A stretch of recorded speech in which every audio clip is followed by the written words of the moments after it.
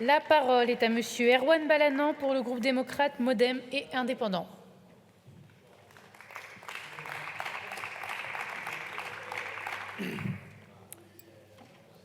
Madame la Présidente, Madame la Ministre, Monsieur le rapporteur, mes chers collègues.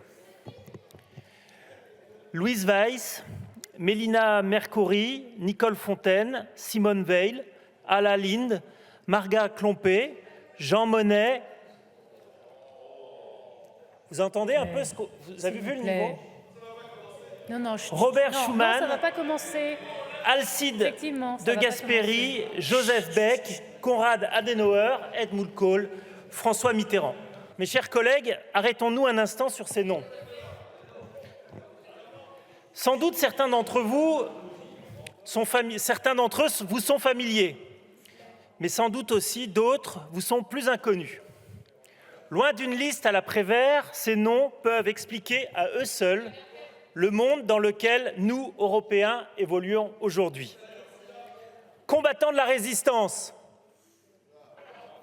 survivants de l'Holocauste, personnalités et dirigeants politiques et même actrices de cinéma. Ces esprits visionnaires ont construit les fondements de l'Europe dans laquelle nous vivons aujourd'hui. Tous ont permis de tourner la page des 2 guerres mondiales. Tous ont promu la paix et la solidarité. Tous ont défendu l'état de droit et les valeurs fondamentales à l'origine de l'Union européenne. Ils sont les mères et les pères fondateurs de l'Europe. Leur courage, leur abnégation, leur foi en cette Europe unie et solidaire nous obligent. Ils nous obligent encore plus en cette 37e journée de l'Europe où nous rendons hommage à l'un des moments fondateurs de l'Union européenne. Le 9 mai 1950, à Paris, le ministre des Affaires étrangères, Robert Schuman, appelle à la mise en commun des productions de charbon et de l'acier en Allemagne. Conscient que cette union ne se fera pas du jour au lendemain, il prononcera ces mots qui résonnent encore plus en nous aujourd'hui. La paix mondiale ne saurait être préservée sans des efforts créateurs à la mesure des dangers qui la menacent. L'Europe ne se fera pas d'un coup, ni dans une construction d'ensemble.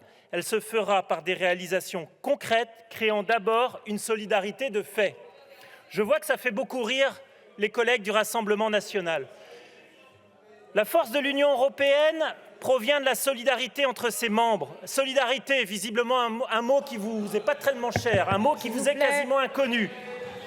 Elle s'est traduite à tous les niveaux, encore aujourd'hui. Plus que de simples mots, elle se manifeste en actes entre les États membres, mais aussi avec nos États européens. Les dernières années en sont criantes de vérité.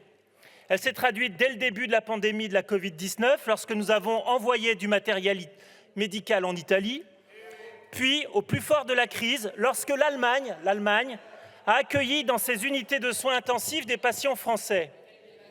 Enfin, en réponse à cette crise sans précédent, les dirigeants de l'Union européenne se sont accordés sur un plan de relance baptisé Next Generation UE de 750 milliards d'euros pour la période 2020-2027.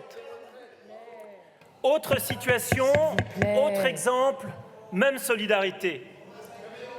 Au lendemain des premiers bombardements en Ukraine, l'Union européenne a condamné sans hésitation la Russie, tout en prenant des mesures de rétorsion très lourdes pour l'économie russe et en décidant, de manière historique, de financer l'envoi d'armes aux Ukrainiens.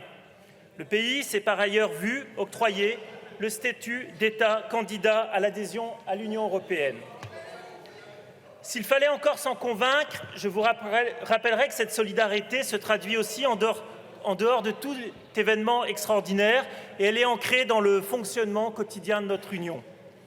L'un des beaux exemples est la politique de cohésion des territoires, cette politique régionale qui vise à atténuer les disparités et les écarts de développement entre les 242 régions de l'Union européenne par un transfert de ressources.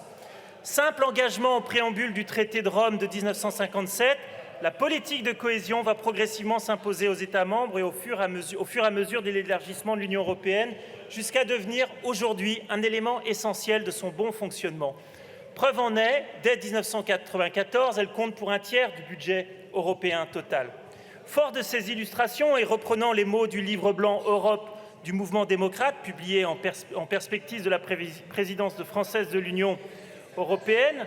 Je vous dirais donc que l'Union européenne, c'est d'abord un projet commun, visiblement que vous ne partagez pas avec nous, fondé sur des valeurs d'humanisme, de paix, de solidarité qu'il faut transmettre et incarner.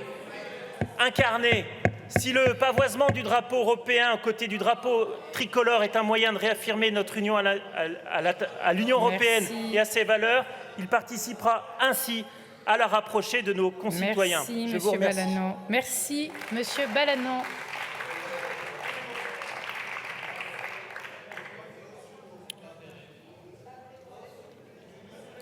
Merci, chers collègues, de baisser un peu le son et de respecter les orateurs quand ils sont à la tribune, parce que c'est particulièrement pénible.